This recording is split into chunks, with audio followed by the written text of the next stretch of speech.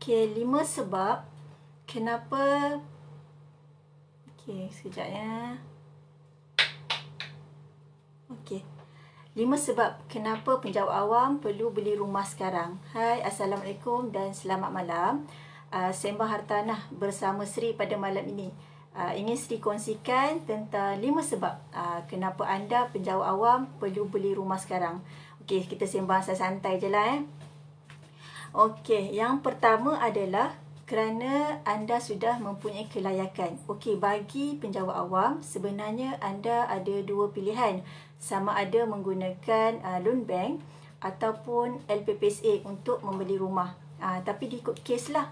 Tak semua penjawat awam di usia yang muda layak untuk membuat loan bank untuk beli rumah, khususnya rumah pertama. Tapi sekiranya mereka ada kelayakan, digalakkanlah untuk menggunakan loan bank, sebab ada bank yang menawarkan loan 100% bagi hartanah yang pertama. Tapi sekiranya anda tidak mempunyai kelayakan loan bank untuk membeli rumah, anda boleh menggunakan LPPSA.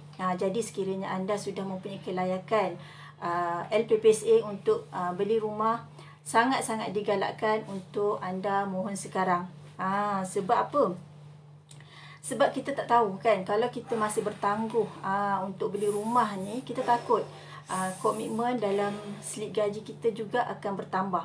Sebab kita ni mempunyai keinginan kan, kadang-kadang kita nak tukar kereta baru, kadang-kadang kita nak menggunakan duit lah untuk sesuatu tujuan. Jadi kita buat pinjaman tambahan. Jadi menyebabkan komitmen dalam slip gaji kita juga akan bertambah. Jadi bila komitmen dalam slip gaji bertambah, nanti kelayakan pembiayaan LPPSA tadi akan berkurang. Dan kita takut asalnya dah ada kelayakan, tapi nanti jatuh kepada tiada kelayakan langsung. Okey, sangat-sangat rugi. Okey, dekat sini saya tak nampak lagi komen atau apa-apa. Nanti kalau ada komen nanti, ada pertanyaan nanti, nanti Sri respon kemudian. Okey, yang kedua adalah ansuran bulanan. Ansuran bulanan akan semakin rendah lah, berkurang bila kita beli rumah di usia yang muda. Sebabnya ansuran bulanan ni dia digabung sekali dengan perlindungan. Biasanya insurans. Tapi kalau penjawat awam yang menggunakan pembiayaan LPPSA, takaful akan cover 100% kepada peminjam tersebut. Jadi takaful ni dia bergantung kepada usia peminjam tadi. Semakin berusia peminjam tadi, dia punya kos perlindungan takaful tu semakin meningkat. Jadi menyebabkan ansuran bulanan tu semakin bertambah lah. Jadi sangat-sangat rugi. Kadang-kadang harga rumah yang sama, 180,000 contohnya. Seorang penjawat awam A ni, dia punya ansuran bulanan dia 800. Sebab dia umur dia muda, 30 tahun. Tapi berbeza dengan CB, umur 40 tahun contohnya lah. Tapi ansuran bulanan dia 1,200. Sebab apa? Sebabnya takaful, kos takaful tadi meningkat disebabkan usia peminjam B tadi bertambah lah. Dah berbeza kan. Okey, itu yang kedua. Dan yang ketiga adalah, okey, kalau kita bertangguh, kalau nak tunggu harga rumah ni turun, dia tak mungkin turun. Sebabnya kalau yang turun ni biasanya harga rumah yang juta lah, hampir 1 juta ke 2 juta. Okey, ada biasalah kalau ada anak kecil macam ni lah. Okey, sekejap ya. Air keluar sekejap. Sekejap tak ada, boleh tak main handphone? Boleh. Okey, itulah mak-mak macam ni lah kan, berbisnes kita. Tak apa, kita sesantai je, jangan risau. Okey, jadi kalau biasa rumah yang harga mampu milik ni 200,000, 300,000, atau kita katakan bawah 500,000 lah, dia agak susah nak turun tu, terutamanya rumah baru lah. Dia akan meningkat setiap tahun. Dia tak boleh nak dibandingkan dengan gaji. Kita gaji kita bertambah tu kadang-kadang 100, 200 setiap tahun. Tapi berbeza dengan harga rumah tadi. Dia akan meningkat 10,000. Jadi kita, kalau kita semakin menangguhkan niat kita untuk beli rumah tu tadi, kita mengharapkan kenaikan gaji kita tadi untuk kita beli rumah, kita takut gaji kita naik sikit ni, tapi harga rumah dah meningkat naik. Kalau dulu harga rumah kita boleh dapat unit teres 160,000, sekarang dah susah kita nak jumpa kan. Semua rata-rata kalau kata Lembah Kelang ni semuanya 300 lebih. Cuma di luar bandar masih adalah yang di bawah 200,000. Jadi jangan tunggulah. Jangan tunggu. Kalau kiranya dah ada kelayakan, jangan tangguh-tangguh nak beli rumah. Okey, sebab yang keempat adalah sebab keempat adalah sebenarnya untuk pengetahuan kawan-kawan, khususnya yang penjawat awam ni, anda berpeluang untuk memiliki hartanah seminima 2 hartanah sebelum pencen. Terutama yang beli rumah di usia yang awal lah.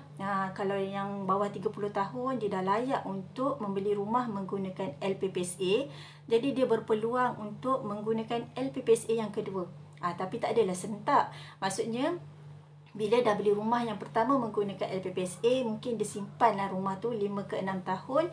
Kemudian dia boleh refinance. Kalau dia nak jadikan rumah tu sebagai aset, dia boleh refinance ke loan bank dan boleh menggunakan LPPSA yang kedua.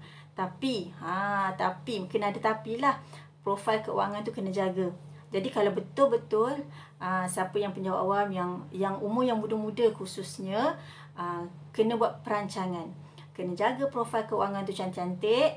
InsyaAllah seminima 2 hartanah anda boleh miliki sebelum pencen. Okey, sebab yang kelima adalah rumah ni adalah tempat perlindungan. Betul tak? Terutamanya ketua keluarga lah, lelaki yang bekerja di sektor awam.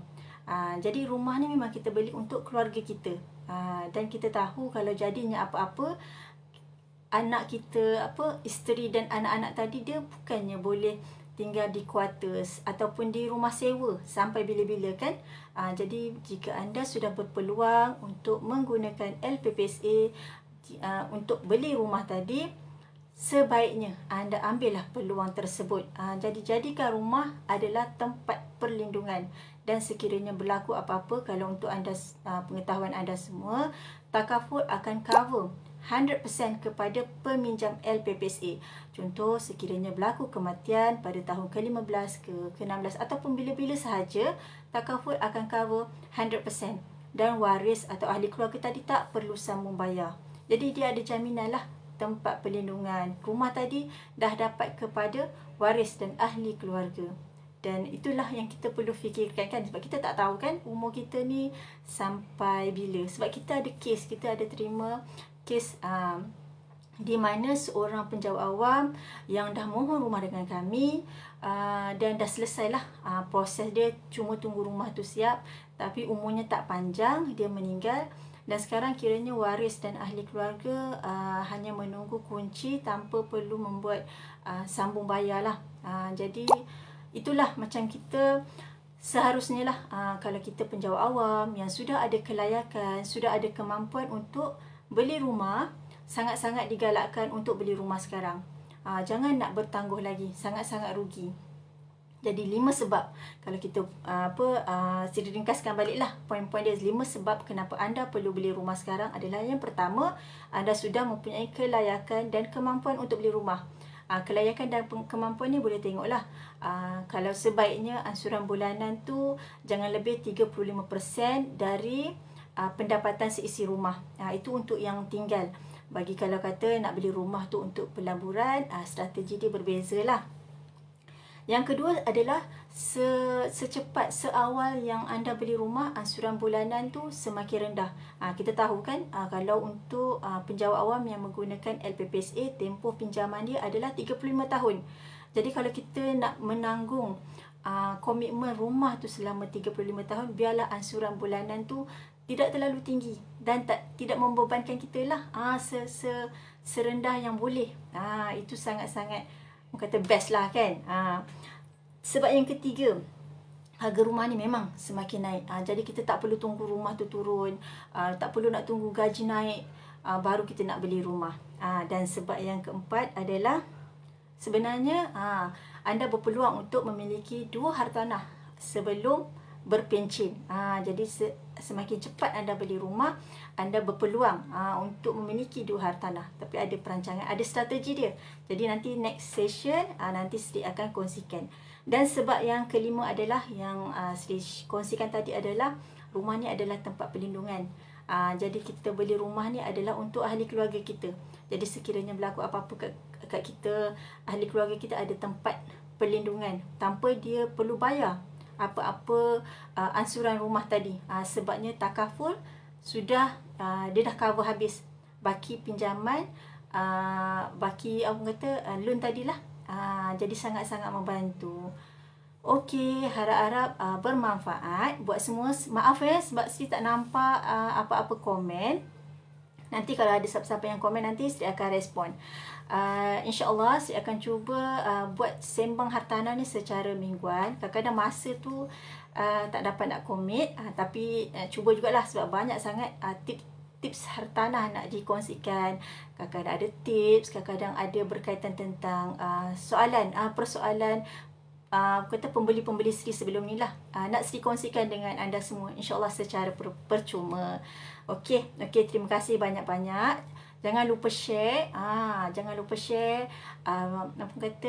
video ni kalau rasa bermanfaat, kongsikan. Terutamanya mungkin anda ada keluarga ataupun kawan-kawan yang bekerja di sektor awam, yang masih mencari rumah, yang masih susah nak buat keputusan untuk beli rumah. Anda share lah. Moga-moga bermanfaat dan membantu mereka untuk buat keputusan. Okey, terima kasih banyak-banyak. Assalamualaikum.